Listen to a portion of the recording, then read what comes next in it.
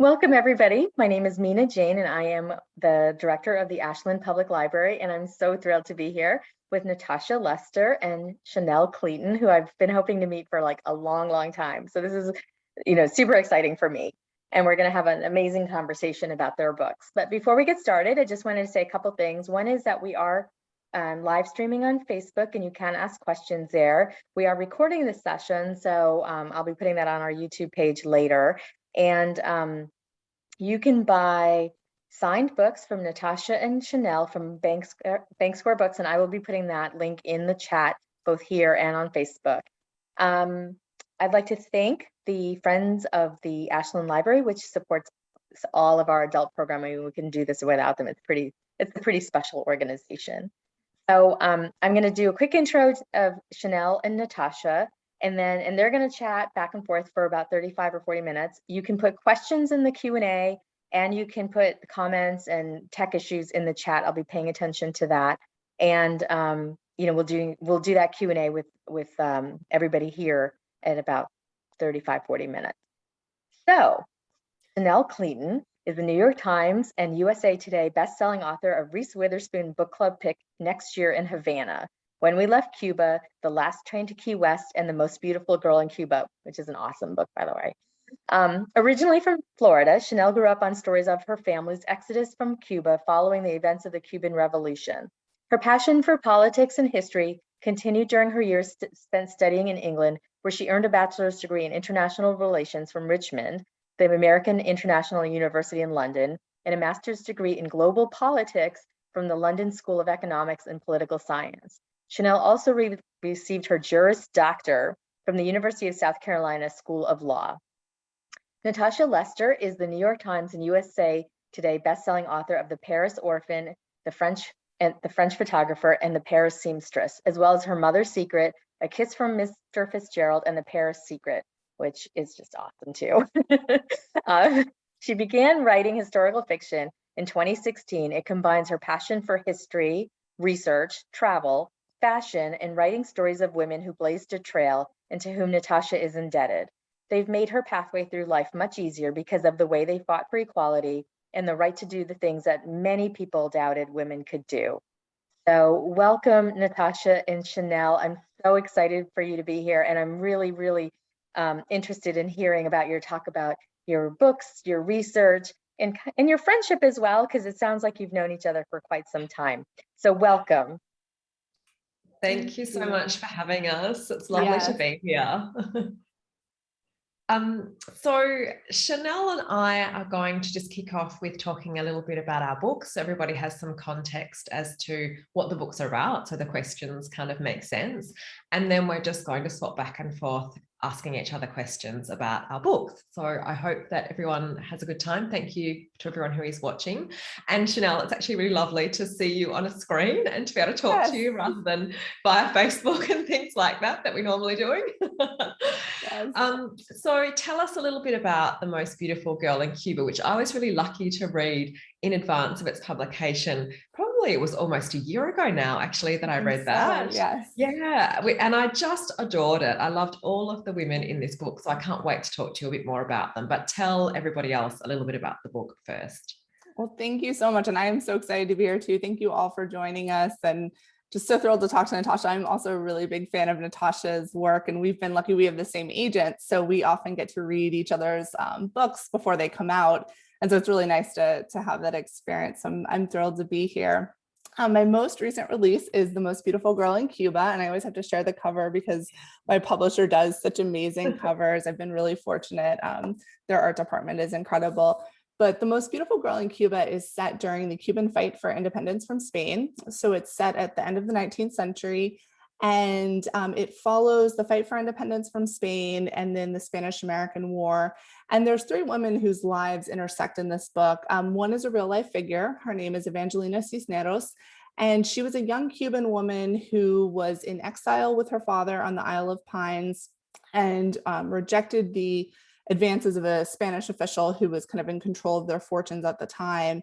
And as a result of that, she was sent to Recogidas, which was a very notorious women's prison in Havana. And while she was there, her plight came to the attention of the journalists in New York who were really taking an interest in this conflict, particularly William Randolph Hearst, who was the publisher of the New York Journal at the time. And so you kind of have this interesting intersection of Gilded Age New York and then this fight that was going on within Cuba.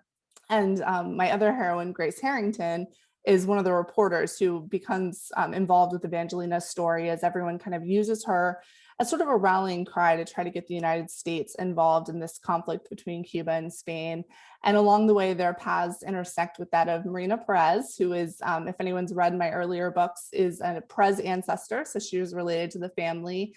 And she becomes involved in this fight for independence as a courier. And so she's passing messages along and spying, and was sort of inspired by some of the stories coming out of Cuba of women who were really committed to this cause.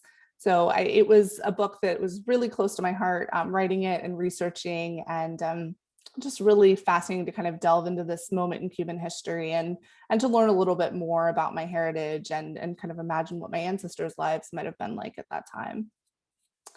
I also, like I said earlier, am a huge fan of Natasha's work. So I would love to hear a little bit about the Riviera House from Natasha's perspective. I think I read it, was it maybe about a year ago? It was probably pretty similar timing, and just absolutely fell in love. I've been lucky enough to read a few of Natasha's book, and I think that one was definitely one of my favorites. So very excited to hear you talk about it. Thank you so much, Chanel. So yes, let's do the obligatory cover holding up so we don't get into trouble from our publishers. So this is the Riviera House. The book is about a young woman called Eliane Dufour, who is an art lover who works at the Louvre at the start of the book, which opens in late 1939. So events move quite swiftly to the occupation of Paris in 1940, and Eliane is forced to move to a different Parisian museum, one called the Jeu de Paume. And it's a museum that she approaches on her very first day of work there, and she's quite shocked to discover that it's guarded by armed Nazis, and she has no idea why an art museum would need to be guarded by armed soldiers. So she approaches the museum with a bit of trepidation, and then when she walks inside, she discovers that the Jeu de Paume is actually full of more artwork than any of the largest museums in the world could possibly gather together for an exhibition. She has no idea where the artworks have come from, why they're there, and where they're being sent to. She meets a woman, real-life art spy Rose Valon, at the museum, and together Rose and Eliane work with the French resistance to track the artworks that the Nazis are stealing from the Jewish families of France. There's also a contemporary storyline woven in there, as I like to do in my books, and that is primarily set on the French Riviera, so that was lots of fun to write. And that is about a young woman called Remy who has come to the Riviera to escape personal tragedy. She's there to shoot her lookbook for her vintage fashion business. And along the way, she finds a link to a painting that she has always owned that is actually listed as a stolen painting in Hermann Goering's art catalogue. And so she begins to try to find out what that connection is between her painting and the events of the war decades ago. So that's basically the storyline in a nutshell. But let's kick off with the first question. And so I want to ask you about each of the three women in your book. I'm going to start with Grace. I just fell in love with Grace. She's this tenacious, funny, ahead of her time. She was just one of those stunt gal reporters. And so I wondered whether you could tell us a little bit about what exactly was a stunt gal reporter at that time. And I know that you talk about Nellie Bly in your book, who was a real life stunt gal reporter. So I wonder if you could tell us a little bit about those women and how Grace's character evolved out of those real life stories of those women doing that at that time. Yes, so she was a really interesting character for me to kind of research and to come up with her character. When I really started researching this book, I didn't know a lot about the journalism wars that were going on in New York City at the time between Hearst and Pulitzer, and really how kind of cutthroat that scene was, and just really what their lives were like. It was really fascinating to kind of go into those newsrooms and go back in time. And one of the things that I kept coming across was these mentions of these stunt girl reporters, and Nellie Bly is sort of one of the more famous ones. People are often familiar with her name, and she is someone who really just did some extraordinary things at that time. She went into places to kind of get the undercover story. She was always willing to do what it took to get the story, and is someone that my fictional character Grace is really inspired by. And I talk about that in the book, just really wanting to make her mark on journalism. And so, often that means her stories would be things, in the book, I have her kind of on a sky, on a ledge at a building that's being constructed. And, they would just put themselves in all kinds of, situations. Often it was sort of encouraged to be kind of the more absurd, the better, because they wanted to capture the public's attention. It was definitely a time of sensationalism and, wanting to get that scoop. And so these women really, were willing to go to great lengths for the story. And that's how Grace gets into the journalism business. It's not necessarily the vision she has for her career, but that's the door that's open to her. And she gets involved with Hearst and Pulitzer through this position.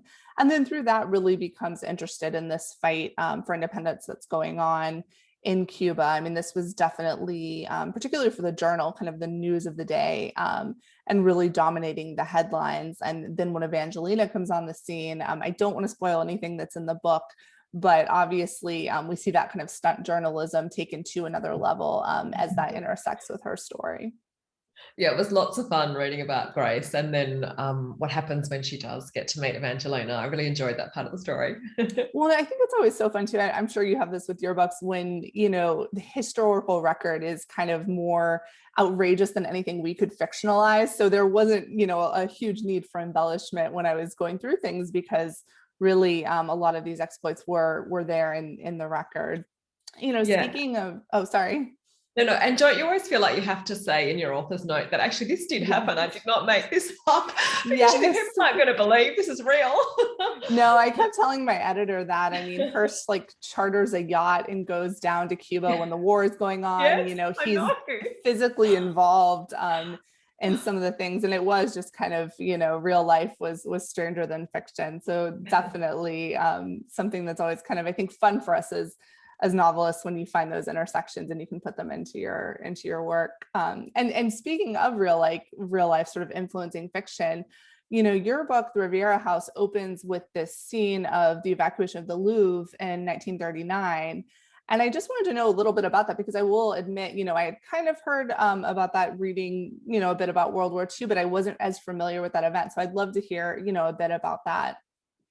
Of course. So yes, you're right. Lots of people kind of know that vaguely some museums were evacuated during the war, but and I sort of did too, but it wasn't until I realized that this was going to be a book about art during the war. And I thought the perfect starting point for that is to show what happened with the evacuation of the Louvre, because it was actually this massive undertaking that it's hard to imagine now. So, I mean, people watching may have been to the Louvre, and if you just imagine all of those artworks at the Louvre, including the large statues, the Egyptian antiquities, it's not just the paintings. Imagine having to move all of those out of the Louvre. So in late August 1939, Monsieur Jacques Jaujart, who was the director of the Louvre, decided that given what he'd seen with Adolf Hitler and his other occupied territories in Austria and Czechoslovakia, etc., that he wanted to make sure the artworks were protected. And that meant moving them to safety in the French countryside. So he closed the museum down, gathered together as many people as he could. So there were students from the École du Louvre, women working at the Grand Magasin du Louvre, workers from La Samaritaine, the department stores, artists, curators, everybody he could find. And he asked them all to help with this evacuation procedure. So there was a number of different parts involved with that. They had to take paintings out of their frames and roll them up and put them in oak columns. They had to hire scenery trailers from the Comédie Française, one of the theatrical companies, because some of those paintings were so large, you couldn't just put them in the back of a van. And then there were pieces like the Winged Victory of Samothrace, which, again, if anyone's been to the Louvre, that's that very large, beautiful marble statue that sits at the top of the Daru staircase, the very big staircase in the Louvre. And so that was another piece that was so precious, they couldn't leave it there.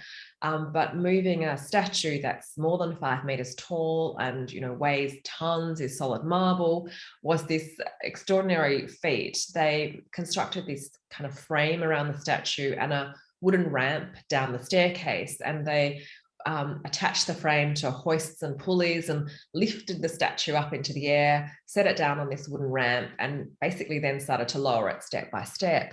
And reading accounts from people who were watching this at the time, standing at the bottom of the staircase, was just this really quite haunting experience, I suppose, because I guess what I started to think about was the symbolism inherent in that moment.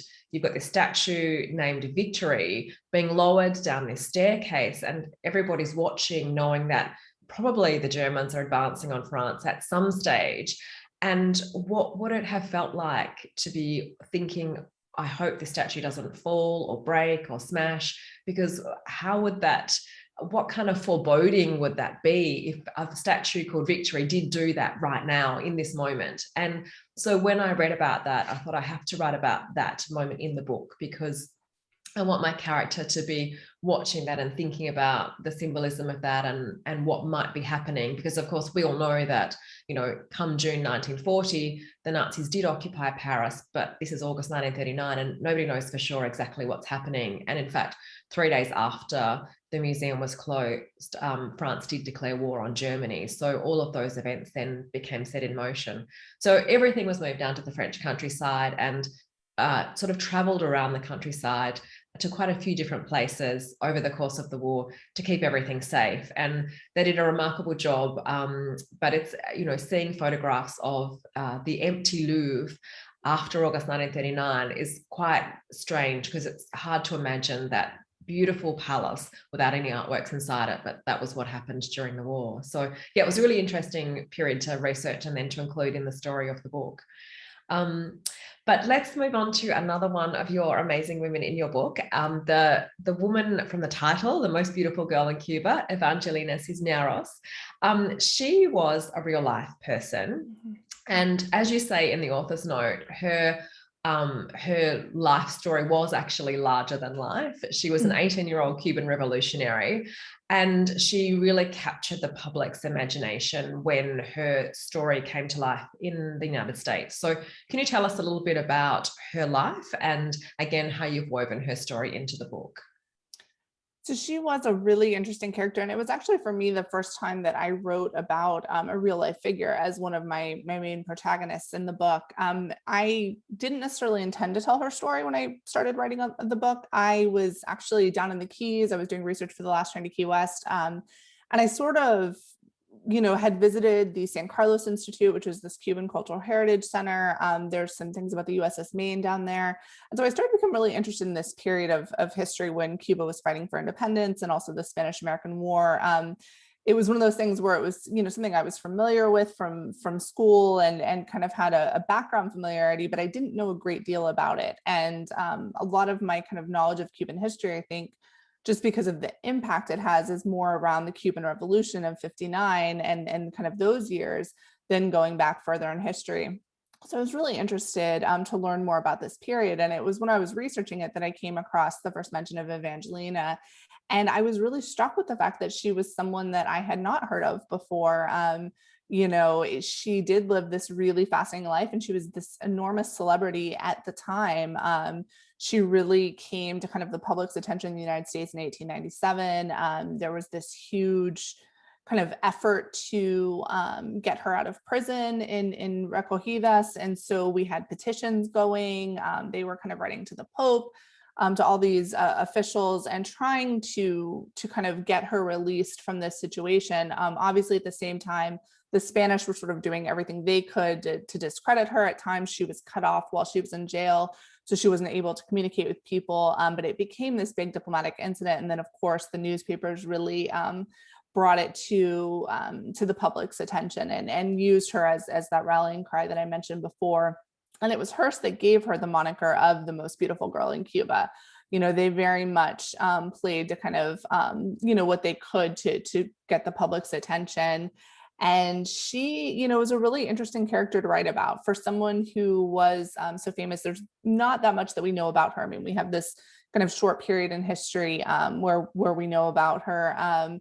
But a lot of it also was kind of reading this biography that Hearst had published about her immediately after the events, and really trying to get a sense of her character as I was writing the novel.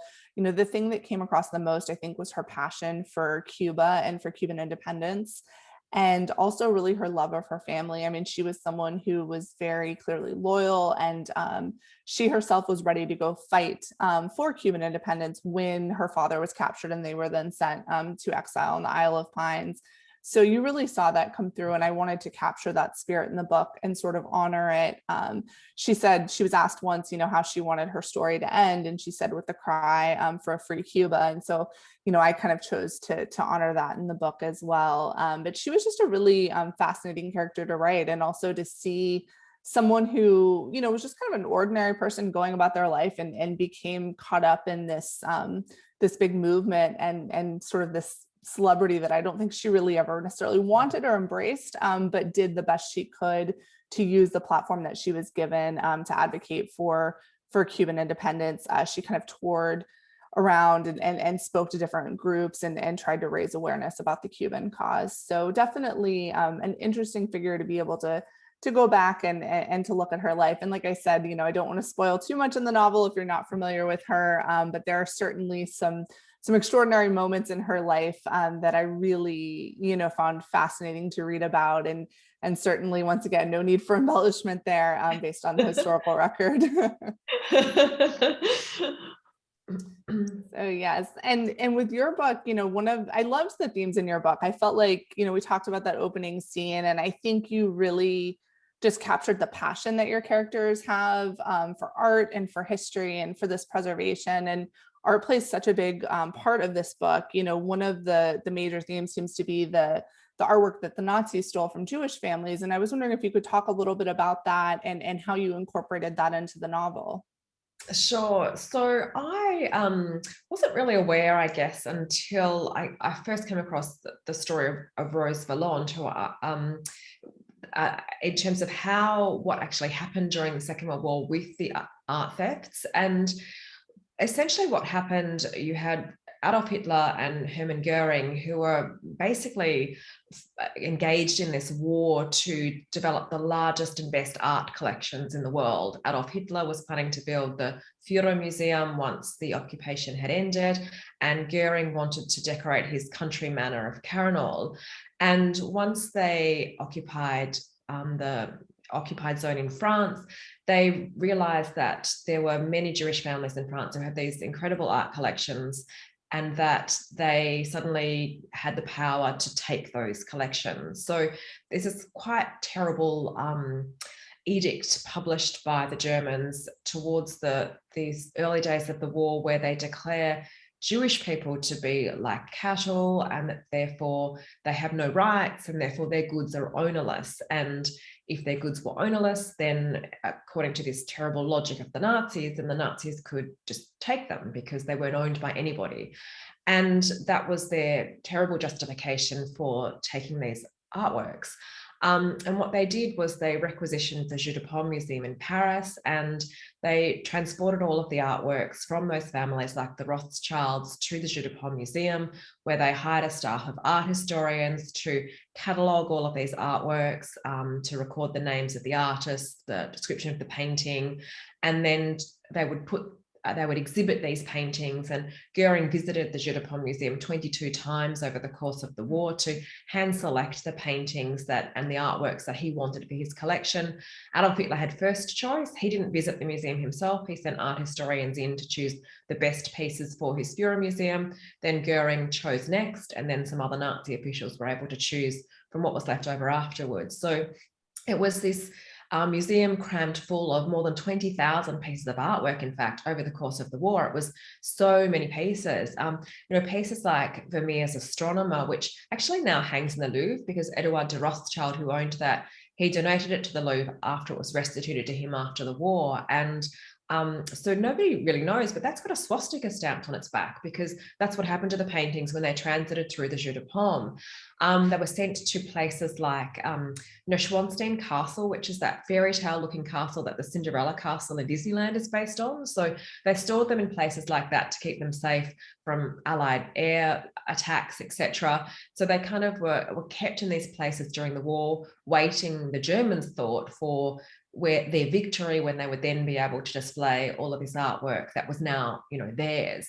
But, it's this really terrible story of just this greed and avarice. It's widely viewed as being the largest art theft in all of history. And, throughout war and history, art has been stolen quite a lot, but in this case, the scale of it was just astronomical. The quantity of artworks on display and how much of it was taken out of France at that time, and how many families actually suffered, and how many are still suffering today, because there are still artworks missing. There are still artworks turning up at auction houses, still families fighting to prove that they owned those pieces and that they are theirs.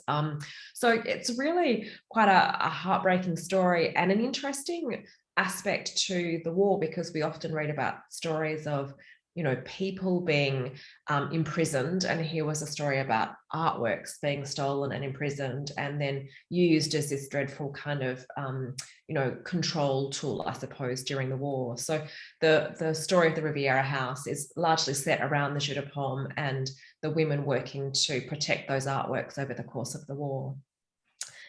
But let's move on to your third wonderful woman in your book, the wonderful Marina, who is linked to the Perez family, who, of course, if you've read all of Chanel's books like I have, you'll love seeing the links to all of the Perez women. And it was really fun to see Marina's story, because I guess she kind of predates where we started with the Perez's in a way. So tell us a little bit about Marina. So her story really dovetails with the people who were sent to the Spanish reconcentration camps. I didn't know anything about those places, and I found it really interesting to read about those during the book, and I couldn't believe that I hadn't heard about them. So can you tell us a little bit about her and her story in the book? Sure. So Marina does sort of predate the Prezes that we've met before. And I actually was not familiar with the reconcentration camps either. And I had asked my family, if they kind of knew much about it, and they weren't aware as well either. So it is something kind of the same thing you said. I was really surprised that I didn't know much about that period and that experience. But basically the Spanish sort of razed the Cuban countryside. They burned everything, killed the animals, and drove people from the countryside to the cities because they didn't want them giving any support to the revolutionaries who were fighting for independence. And so Marina's character is born out of that piece of history. She is a woman who was living in the countryside with her husband. She sort of left her family when she chose to marry him and has a young daughter. And she and her mother-in-law are sent to one of these reconcentration camps while her husband is off fighting for Cuban independence. And so while she's in the camp, she really wants to do her part, and she becomes involved with some of the groups that are spying, and she passes information along. Some of the people who are in these camps, and these camps are largely women and children who were in the camps, the elderly, and they were in the camps and really, just horrific conditions. They didn't have food. There was disease was rampant. A tremendous amount of death. I mean, it was just a really devastating moment in Cuban history. And so while she's there, like some of the people, she gets this position where she can do some laundry for the town. And that helps her make a little bit of extra money. And so while she's doing that, she finds an ability to pass these messages along. And that's how she sort of gets involved with Evangelina and ends up in Recogidas and kind of passing messages to Evangelina. So really just wanted to kind of explore this moment in Cuban history and the courage and sacrifice of all these different ways that they fought for independence, from those who fought on the battlefield to those who were passing messages and supporting the efforts. And just really, one thing that's been very special to me is to be able to kind of go through Cuban history. And often it is through a Perez family member in my books, and to just learn a bit more. And I think it's certainly kind of given me a greater appreciation of that history and heritage. Mm-hmm. And you have also some really interesting characters in your book. You know, you seem to take a lot of inspiration from real life figures, which I think is so powerful in your writing. And you mentioned that a bit in the introduction as well. The character of Rose Valon is such a fascinating character. And so I'd love to hear a bit more about the real life figure and how you were inspired by her. Yes, she was quite a remarkable woman. And when I first came across Rose, I had never heard of her. So, you know, similar to you, it's these kinds of things, isn't it, that you're reading and you just see something, think, why haven't I heard about this? I want to know more. That perhaps, you know, drive us as writers sometimes, I think. And again, because I've read so many stories during the war where people were working and risking their lives to save other people, whether they be downed Allied pilots or Jewish families. But I had never read about a woman who was risking her life to save art in the way Rose Valon did. So Rose was actually the curator at the Jeu de Paume before the German occupation. And then when the Nazis took over the museum, they demoted her to the position of caretaker and basically asked her to look after the fire systems and the heating and all of those kinds of things. And she was one of the only French people left on staff there. They fired everybody else because they didn't want anyone to know what they were doing. They wanted to be able to steal these paintings in secret. And the minute Rose worked out what was going on, she realized that she was the only person who could possibly make note of what was going on because there were no other French people working in the museum. And, you know, it's one of those really interesting things where you think, what would I have done if that was me? And for Rose, from reading her memoir, it was not even a decision for her. It was just obvious to her that she had to record all of the details of the Nazis thieving. So she told them she didn't speak German, even though she did, which meant that she could eavesdrop on all of their conversations that they were having. And she had these notebooks that she would record all of the details of the paintings coming in because she thought that possibly there might be a day when the occupation would end, and she wanted to be able to tell everybody what had happened. But not only that, she wanted to be able to somehow restore these paintings to their rightful owners.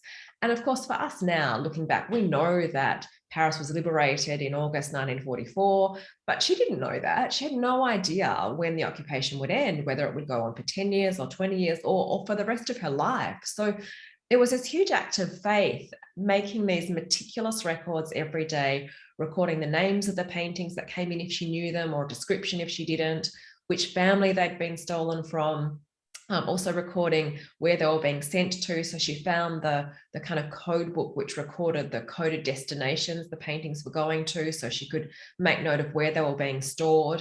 And she did this day in and day out for 4 years, knowing that if the Germans found out that she spoke their language, they would definitely kill her, because they had told her that. They had said to her she was never to write anything down. She was never to speak about what she was doing. It was at risk of her life. And there were 4 occasions over the course of the war where they actually fired her. Things would go wrong and they would see her and they would blame her and they would send her away. But she really, played the part of this very demure, quiet, timid woman who just lingered in the background. And because of that, she would wait for about 2 weeks after she'd been fired each time, and then she would just turn back up at work every day. And the Germans kind of wouldn't remember in a way that they had fired her. And so she would just slink back in and start doing her job. And it would be like, oh yes, there's, Madame Valon, who is our caretaker, and she's just doing her work.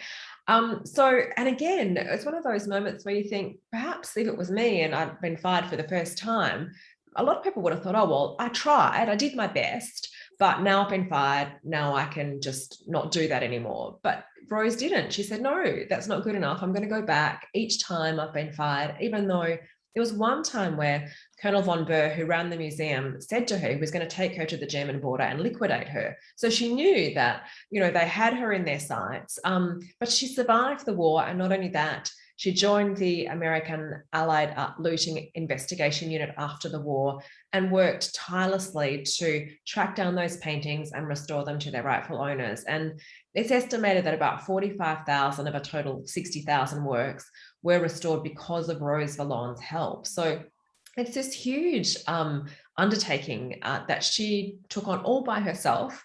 And when I read about that, I thought, I feel like not very many people have ever heard of Rose. Very few people know what she actually did and the risks that she took and how much of a debt we owe her when we do walk through a museum like the Louvre and see these paintings now still hanging on the walls there, because she was the one who helped protect those and track those down after the war. So I really wanted to bring her to life in the book. And so she was a little bit hard to write about because she was quite reticent about her personal life in her memoir. So I didn't feel like I could make her the main character of the book, because I would have had to make too much up. And then I find it hard to then say it is Rose Valon I'm writing about. So I created a character, a fictional character of Eliane to work alongside Rose, so I could explore a lot of the elements of the war through Eliane, but still create Rose authentically to the version of herself that she presents in her memoir. So, you know, like you're juggling those fictional and real characters to sort of explore all of the elements of the story that are going on at the time. So let's talk a bit about research, because I know you and I both love to do our research. And I know reading in the back of your book in the author's notes, you said just for Evangelina alone, there were 100 sources that you referenced to try and bring her to life, which I just thought was astonishing. So, but of course, it's not just Evangelina you're bringing to life, it's all the other parts of the story too. So can you tell us a little bit more about some of that research that you did do in terms of writing the book, and what were some of the really fascinating facts that you discovered, and how did you weave those into the story? Well, definitely this was kind of my most ambitious book in terms of the amount of research that that it took. And to reading over 100 sources was kind of all of the elements of the book. I wish I had had over 100 sources about Evangelina, because kind of what you described with Rose is a little bit of what I ran into with Evangelina as well. You know, there were just some questions we didn't have answers to. And because she, you know, had been through so much, kind of having her story splashed over the papers, I didn't want to fictionalize things about her life. So, you know, I followed what we know in the historical record in terms of, you know, who she ended up marrying and that sort of thing. Once again, I'm trying not to spoil anything too much in the book. Which that in and of itself was fascinating, Yes. who she kind of ends up with romantically. Once again, I couldn't have made that up. But you know, really the amount of research was tremendous. I probably spent about 6 months just kind of full-time researching this one, because each aspect really could have been its own book. You know, you had the over the top kind of elements in the Gilded Age, and then the Spanish American War, the fight for independence that was going on in Cuba, you know, the role of the journalists, and then Evangelina's own story. And I really find, you know, I'm sure it's like this for you too, Natasha, that research really drives the plot for me. So I'll often, you know, start off with an idea of the story I want to tell. You know, like I mentioned, it sprung from that trip in the Keys and this interest in knowing more about the fight for independence from Spain and that time period. But really, as I started researching, I found so much richness in the historical record that I was just utterly fascinated by, and would just kind of go down these research trails. You know, the journalism fights that I mentioned earlier. Hearst and Pulitzer had this just over the top rivalry, and you know, one day Pulitzer would poach Hearst's entire staff, and he would take them all. And then the next day, Hearst would get them all back and pay them more money. And then the following day, you know, Pulitzer would steal them all back again. And they just really both went to great lengths to kind of try to top each other, spending, you know, tremendous sums of money and trying to get as much circulation as they could. That really was the goal at the time, was to have the largest readership of your newspaper. And you know, at the time Hearst kind of bursts on the scene, Pulitzer was sort of, you know, one of the dominant figures in New York journalism. He had done things with his paper, the New York World, that Hearst then started to sort of emulate. And at a time when Pulitzer was kind of pulling back professionally, Hearst sort of takes over and really challenges him, and they get locked in this fierce battle. And it really starts to play out in this coverage of Evangelina's case and the Spanish American War. So that was definitely very interesting. You know, once again, something I wasn't that familiar with, and just being able to kind of delve into the record and see these kind of larger than life exploits, and also the intersections between Cuban and American history, which obviously for someone like me who's Cuban American, you know, I found that very interesting to go back and see the influence that each country had on each other. So definitely a very enjoyable research process, and something that shaped the tone of the book for me. Yeah, the newspaper wars were fascinating. I didn't know about those, so I loved reading about that in the book as well.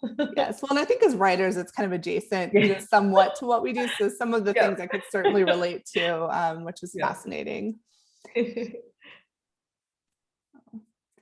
And then do we want to open the question and answer then, I think, because it looks like we have about 20 minutes left. Oh, yeah, good idea. Yep. I'm back. Wow, that was fascinating. I think your stories are amazing and really bring to life some aspects of history that we just don't really think about, and especially in terms of the women. So I'm actually going to start with that. It's and people feel free to put your questions in the Q&A and on Facebook, and I'll moderate them with Natasha and Chanel. But how do you find the stories that you want to write in terms of women and bringing their stories to light? Because this has been a big thing in terms of like race, but you don't really think about the women as much. And so both of you have really done a lot for genre fiction in terms of bringing to story light the women of historical importance. Like I think of like the Monument Men movie when I can think about the Nazi and the art, but that's all about the men that had to do with that. So I'm really curious about this. Yeah, I guess, you're right. The Monuments Men is all about the men because, of course, it's only men in war. It's never women. But the funny thing about the Monuments Men, I mean, it's a great movie, but I don't know whether people watching have seen it, and they might remember the character played by Cate Blanchett. So that character was supposed to be loosely based on Rose, but if you've seen a photograph of Rose Valon and you see Cate, who is an amazing actress, but is nothing like Rose Valon, and they have her having a romantic entanglement in the movie, and it was all very, very heavily fictionalized, I must say. So for the real Rose, probably don't watch The Monuments Men, I would say. But it's really, for me, I guess, finding when I'm doing research for a previous book, I'll come across a story about a woman who I think I can't fit into the book I'm writing now, but I'm really fascinated by her, and I haven't heard much about her, so I suspect probably other people haven't heard about her either.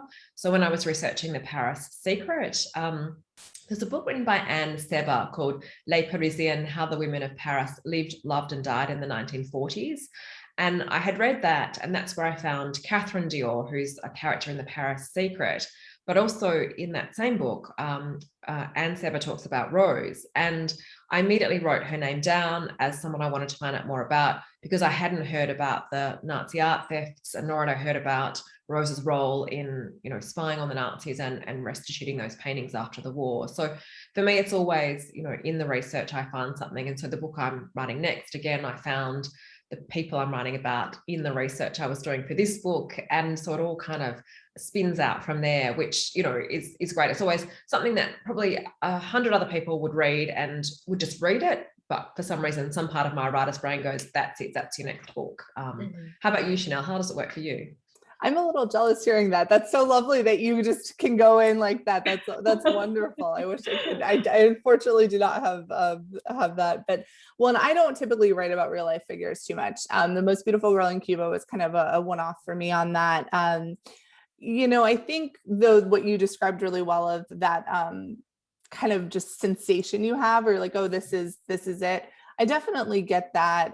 It's usually about a moment in history, or, just something that I think to myself, oh, I want to know more about that, because I think, we spend so much time with these books, with these characters, and going through, the research, the writing process, all of the edits. And so you really do have to have the passion that, Natasha so wonderfully described for what you're writing about, because it is, such a huge part of your life for such a long time.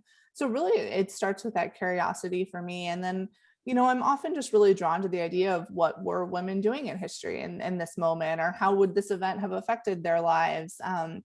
And so kind of fleshing that out, I think I'm typically drawn to stories of people that are just sort of going through their life and then find themselves in these extraordinary circumstances. And I think we can derive a lot of inspiration from that. It's certainly, I'm kind of always in awe of the courage and sacrifice I see when I go through, these moments in history. And so that really inspires me, and wanting to sort of pay, to honor that and pay homage to that. Mm-hmm. Belinda on Facebook says, Chanel, anyone in the most beautiful girl in Cuba book, other than the Perez family, related, more specifically Rafael and Carlos? No. So Carlos is a real life figure in the book.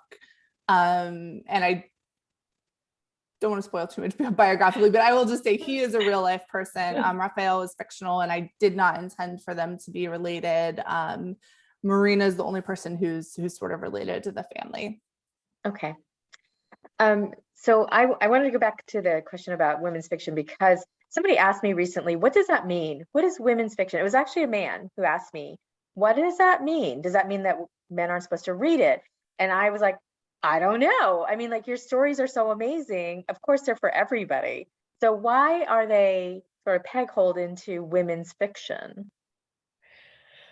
I think that's, publishers like to have useful terms that help them to place a book in a bookshop, is essentially what it boils down to. So that's probably where the term comes from. In historical fiction, it means that you need to have a woman from the back on your front cover and often half of her head cut off. There are these kind of tropes that do play into it. But I mean, of course, all books are for everybody. I don't believe that, any books are gendered, any stories are gendered, in the same way, none of those things matter when it comes down to a story. We can all access stories. And in fact, I shared this anecdote at a live event I did recently, where this was with the Paris Secrets in my previous book. I had an email come in to by my website, and it was from a man, and the first sentence was that he was a former pilot, and that book deals with a group of female pilots in the Second World War. So of course, your natural reaction is to go, oh no, he's going to tell me all the things I got wrong about them flying planes in the Second World War because he was a man, which is terrible, because then I continued to read the email, and it was actually the exact opposite. He was saying he was so impressed with how I had got the flying terminology right, and how swept away he was in the story, and how wonderful it was to read about female pilots, not male pilots. I thought, oh gosh, it's so nice that he took the time to say that, because honestly, my impression prior to that would have been, if a male pilot had read the book, they would have kind of found the holes in it. Because of course I'm not a pilot. I don't know everything about flying, but it was just this really nice validation that actually, yes, stories are for everybody. Even if there's a female main character, it doesn't mean that men can't equally enjoy the story, just like I enjoy books with male main characters and female main characters. So I think it's more of a term for publishing ease of placing books within bookshops, perhaps. I don't know, what do you think, Chanel?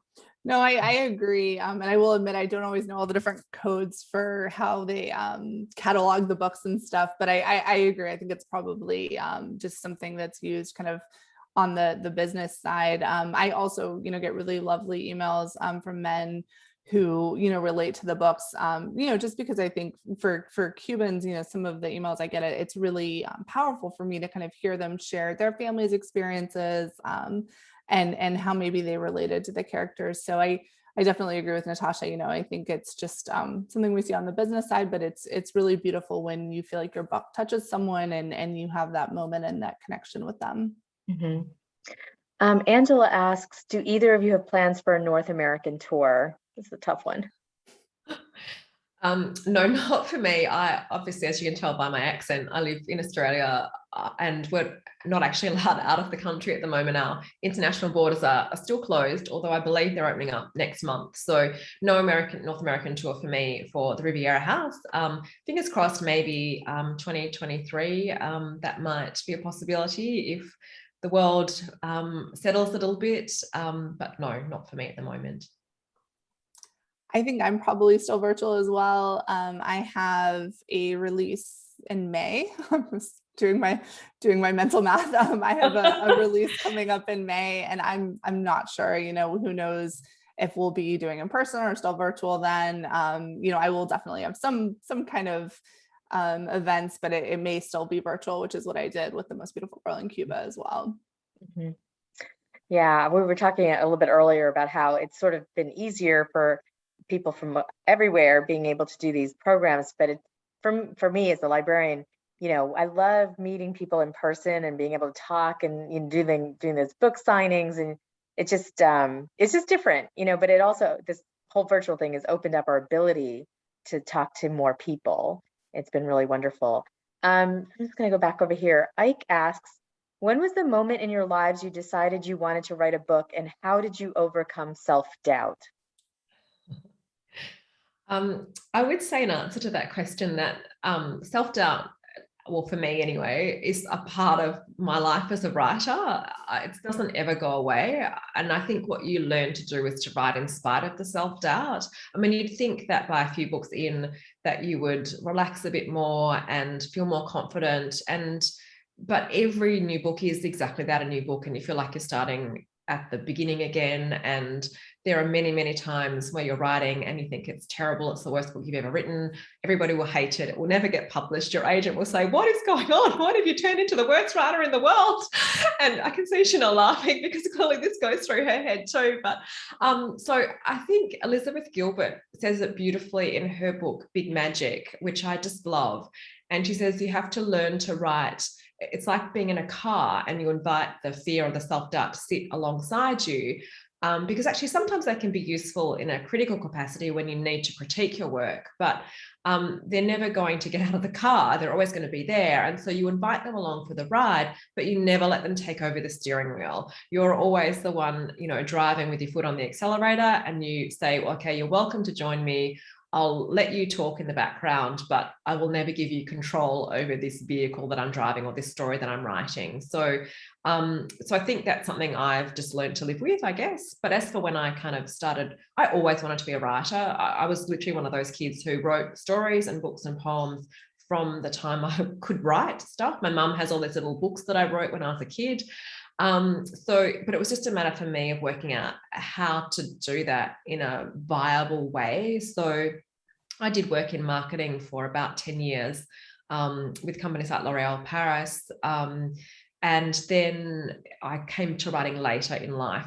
For me, I think I needed to have more life experience, a bigger emotional range, just to have learned and lived a bit more. So I sort of had this experience where I had to quit my job because I had to move cities across the other side of Australia. So I had to leave my glamorous, amazing job behind. And it was that moment where I thought, okay, well, now I'm ready to go back to university again and try something new. And I'm really lucky, like literally I wake up every day thinking, oh, thank goodness that worked out. I'm living my dream quite literally. So that was a bit of a multiple pronged answer to that question. How about you, Chanel? What do you think? So I was in law school when I decided that I wanted to write, and I was always a lifelong reader. I really loved books. I mean, that was probably one of the biggest passions of my life. I didn't really think about writing professionally ever. That wasn't anything I ever really considered, but I was in law school and did not enjoy it very much. And I started to think, okay, what else could I do? And what do I love? And books kind of were the easy answer. And so I started writing a book, and to be candid, it was terrible. It was my first attempt and got lots of rejections. And then I just decided that I really wanted to do this. And I kept working and kept getting rejections, but little by little, you start to see some progress. And, I got an agent, and then more rejections. And then we sold my first book and kind of went from there. But really, I think perseverance is just the key. And it's hard, even Natasha brings up a great point about self-doubt, no matter how many books you write, you still have those moments, and that's definitely something you kind of work through as your process. I will say for me, I think I get a little more comfortable with each book just because I can say to myself, okay, I've done this X number of times before. So even though it feels like this time I can't, I know I can because I have, and that kind of will push me forward. And also just having an amazing support team behind me, professionally, we share an agent. My agent's been with me from the beginning. She's extraordinary. My editor and I have done most of the books I've written, because I wrote romance before I wrote historical fiction, and she was my editor back then.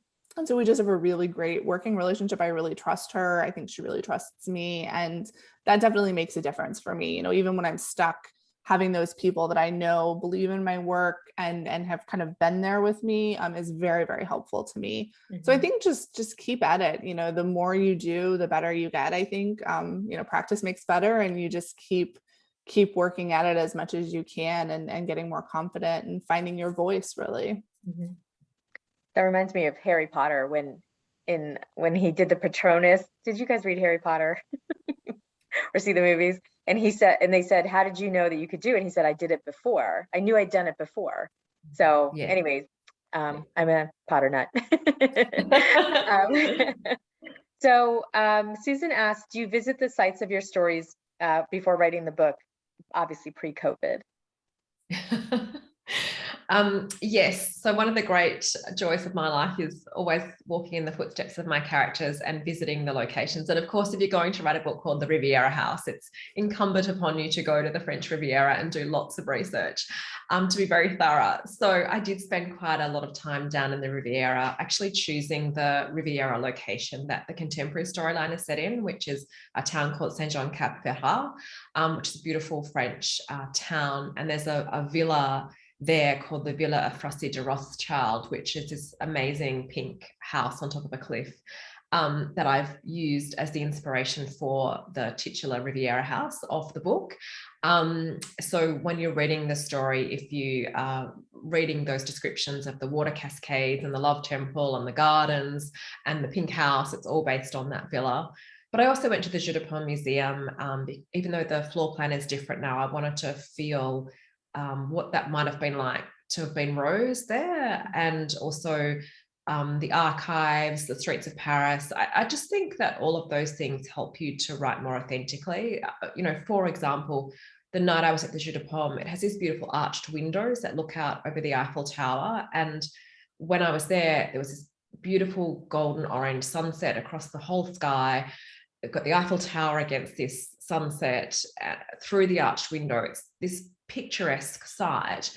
But for me, it was thinking, Rose would have stood in these windows seeing the same thing. But, for her, she had an armed Nazi behind her who she knew would kill her if he found out she could speak German. So it becomes a very different experience witnessing, the Eiffel Tower, the symbol of France, in that time and in that mindset. And it's those little details that I think helped me to be able to access maybe how Rose was thinking as she was making her way around the museum at that time. So yes, definitely always very important to walk in those footsteps of your characters. And how about you, Chanel? For me, it definitely depends. I mean, I have in some and some not. So it really kind of depends on, the possibility of doing it. With Cuba, I've kind of talked about this before, but it's definitely, I think, kind of a conflicted thing for me, coming from a family that fled Cuba and has kind of strong opinions about going back. So that's definitely been something, I have family that has gone back, and I know everyone kind of has different feelings on that. It's definitely a little bit of a sensitive topic with the Cuban community in exile, but that's something where I haven't gone just because of sort of, those family feelings on that subject. With the last train to Key West, it was really helpful to be there because, so much with that particular book is about the hurricane that hit the Keys in 1935. And so much of the novel and the plot was really driven by the unique geography and kind of limitations of being in the Keys and trying to evacuate a hurricane, particularly in the 1930s. And so it was really helpful for me to kind of see, okay, these different keys would have been connected by a ferry. So it's not like now when I can just drive down, how would that have impacted my characters trying to escape? Or, what was the railroad that they were working on, or the highway that they were working on at the time? What was that like? What would the railroad have been like? So it definitely depends. Obviously, as we talked about at the beginning, with COVID, it's been difficult. The book that I have coming out in May is set largely in Spain, and I have been before. So that was very helpful, but I had wanted to do a research trip specifically for that book. And then unfortunately, I started writing it right when COVID hit. So that kind of changed plans. But I think we're so fortunate that we live in a time period where technology is so amazing. I can't imagine trying to do these books if I didn't have the tools that I have now, which are certainly very helpful. Mm-hmm. Right. Doing online research is great, but it's not the same, probably, to something, to actually walking in the footsteps kind of thing. Effie says, how do you go about writing the dialogue and keeping it true to the personality of the real characters? I used to really have a hard time with dialogue when I first started, but it's funny, just listening to that question, I was thinking, I can't remember the last time I even thought about whether I was writing in dialogue or not. It really is a very natural thing now. It's just a part of what happens in the scene. So I think it's just practice, really. And the thing with dialogue, if you are in the early stages of writing and you feel like it sounds unnatural, it's just read it aloud. And the instant you read it aloud, you think nobody talks like that. So that's when you go back in. And I had this amazing writing teacher who said to me, go in and choose a chapter, and with every line of dialogue, cut it back by a third. So if you had a section of dialogue that was 3 sentences, take 1 out. If you had a sentence of dialogue that was 9 words long, take 3 of them out. So cut it all back by a third, and usually that makes it better. And so I did that a couple of times, and I realized, actually how much of dialogue is in what is actually not on the page and what is left out, and the subtext. So yes, it's really, I love writing dialogue now. It's just a very natural, easy part. And like I say, when I'm writing a scene, I don't even think, am I writing dialogue? Am I writing description? The scenes just tend to flow now. So I think that's just practice, practice, practice. Mm-hmm. Chanel? No, I would say the same thing. I think definitely it's just something that it starts to feel natural. It doesn't necessarily feel that way at the beginning, but I think the more you do it, and we spend so much time in our characters' heads that they really become almost like real people, where you can very kind of easily imagine, what they would say or how they would interact in certain situations. I mean, I really think of my characters as though they are sort of real people. And they live in our heads for months, years at a time. So that definitely happens. Yeah, some authors I've spoken to have said, like, they're just screaming in my head to say something, and it has to come out on the paper. Leonie on Facebook says, if you could meet one of the people you've written about, who would it be? Only one.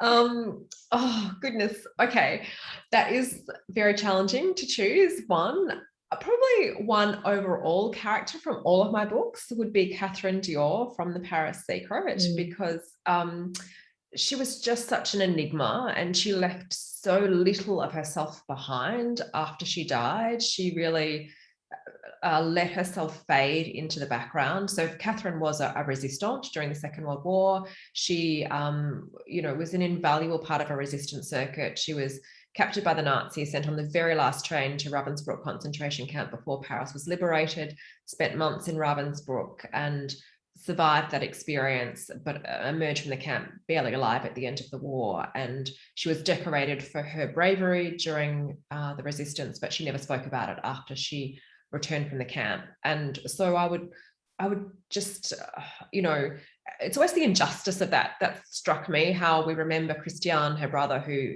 makes beautiful dresses, who made beautiful dresses, but nobody remembers his sister who risked her life for freedom. So she would be someone I would really like to meet. And I guess if I'm talking specifically about the Riviera House, I don't know. I fell in love actually a lot with Remy, my main character in the contemporary storyline, and I just think she'd be really fun to hang out with. Plus, she has a very cool vintage wardrobe that I would quite like to sort through and choose pieces for myself. So I think I'd probably bring her to life and meet her and hang out in her wardrobe for a while. How about you, Chanel?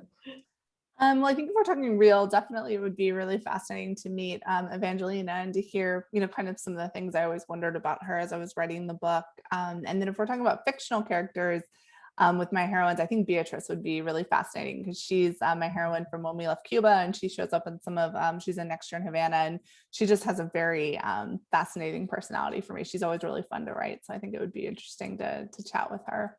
Mm-hmm. So Angela asked the question, which, is on all of our minds, are any of your books in talks for movies? I wish.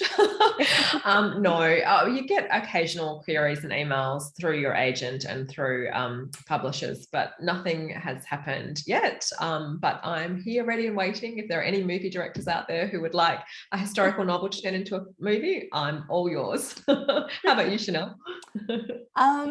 There's definitely some things happening with Next Year in Havana, and, we'll just sort of see. It's kind of a long process from beginning to seeing it on the screen. So, who knows if something will come to fruition, but it's definitely exciting and would be interesting to see. Mhm. If you have a couple more minutes, I have a couple more questions. One is, so I noticed that, Natasha, you talked about a little while ago, the 2 timelines. And Chanel, I know your next book has 2 timelines. And I was wondering if you could talk just for a minute about what you think the appeal is of having 2 timelines in a historical fiction book. I think it actually just helps you unravel some plot points in a way that, increases the narrative tension, I suppose. I mean, I wrote my very first dual narrative with the Paris seamstress in 2018 as an accident. I didn't set out planning to write that. It was going to be just a historical novel, but I actually tied myself up in this plot knot that I couldn't get out of, and then had a dream one night that about the granddaughter of my main historical character, and she didn't have a granddaughter, of course, at that point, but somehow in my mind at 3 a.m. she did. And when I woke up, I thought, oh, if I actually do give her a granddaughter and do those things that I dreamed about, that would solve all of my problems. So it was just an accident. And then readers seem to like that. So then I just have kept doing it. Although I do think you come to a point where you have to take a step back from that and go, okay, I've done that a few times. I actually need to write something different now, just for my own journey as a writer, and to just make sure you don't fall into a rut, I suppose. So my book for next year is a dual narrative, but it's 2 historical time periods, not historical and contemporary. Mm-hmm. How about you, Chanel? So for me, I think it really just depends on the story, but I what you said about changing things up really resonates with me. Each of my books is a little bit different in terms of if I do, multiple timelines, how many heroines I have. I really like to just kind of see what it feels like the story needs. With The Most Beautiful Girl in Cuba, there was so much scope to the story that I wanted to tell, that I knew I wanted to bring in those different perspectives. And the other thing, to be, perfectly honest, is that with Evangelina's life, because we were kind of limited in what we knew about her, and I really didn't want to fictionalize things out of respect for her, I needed characters who could bring in certain things that, she was not able to do because she was in Recogidas at that time period, and really at times was cut off. So she didn't have, necessarily the information about what was going on. The Spanish really did try to make it as difficult for her as possible. And so wanting to be able to show how all of the different events kind of wove together, I brought in other characters to be able to do that and give that point of view. Okay. And just the last question is, what is up next for you? I know, Chanel, your book, The Last Days in Barcelona, coming out in May. Our Last Days in Barcelona, yes. Yeah, May 24th, I think, yes. And what's that? Just a quick synopsis, what's that about? So that is going to be Isabel Perez's story. So that's kind of one of the most asked questions I get, is when I'm going to write about the other Perez sisters. So I was really excited to find this kind of moment in history that felt very natural to tell Isabel's story. And it sets off where When We Left Cuba lets off. So she goes to Barcelona in search of her sister who's there, and kind of gets involved in the situation that's unfolding. And then there's also a dual timeline in that one. So we have 1960s Barcelona and the 1930s Barcelona, and we're going to learn a little bit more about the Perez mother. So we haven't really seen, too much of her past, and that will come up in this book as well as their lives intersect. Awesome. Can't wait. Natasha, how about you? Yes, can't wait for that one, Chanel. That sounds fabulous. So my next book doesn't have a title yet. We're still working out what it's going to be called, but it is set largely in the post-war years. I wanted to look at the experiences of women post-war, because I think that was a really challenging time when they had taken on these incredible roles during the war. And then after the war, the government was running propaganda campaigns asking them to quit their jobs and return basically to the kitchen and cook roast dinners for their husbands. And I wanted to look at what that might have felt like, because I think it would have been quite demoralizing, actually.